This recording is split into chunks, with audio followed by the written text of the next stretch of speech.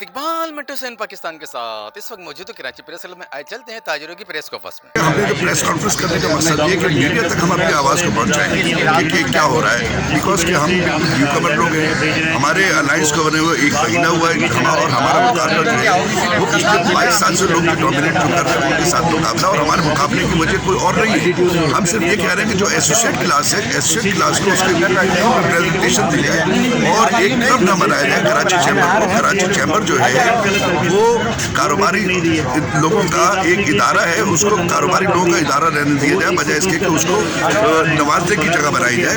जहाँ तक बात है कि एसोसिएट और कॉर्पोरेट क्लास की, कॉर्पोरेट क्लास के लिए तो हमारे पास फेडरेशन ऑफ पाकिस्तान है, जहाँ पे अलीट क्लास और एसोसिएट अलीट और कॉर्पोरेट क्लास को वो रिप्रेजेंट करता है। कराची चैम्बर ऑफ कॉमर्स की तो जो ट्रू स्पिरिट है वो छोटे ताजर और मीडियम क्लास जो बिजनेसमैन है उनके हद तक होनी चाहिए। केसी के खुद जो क्या नाम है इनका मैनेजमेंट ये खुद चला रहे हैं चैम्बर वाले, तो ये केसी के मामले में कहाँ से ऊपर आएंगे, कहाँ से जवाब देंगे?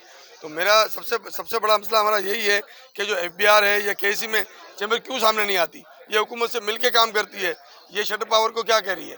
अब कह रहे हैं कि छोटे ताजिर बड़े ताजिर, ये क्यों कह रही है? अब जो इंडस्ट्री है वो चलती कहाँ से है? वो शटर पावर से चलती है, और ये सबसे ज़्यादा अगर शटर पावर नहीं चलेगी तो देखिए भैया की हम हड़ताल नहीं थी, शटर की हड़ताल थी। शटर से फ़ायदा ये हुआ हमारी बात आगे तक तो आप लोगों ने पहुंचाई है, और अब तक तो मसला कहीं हल होता हुआ नज़र नहीं आ रहा। लेकिन हुकूमत को एक चीज़ ये तो समझ में आ गई है कि लोग जो है एहतिजाज के लिए तैयार हैं, और आगे जो है अच्छा एहतिजाज हो सकता है।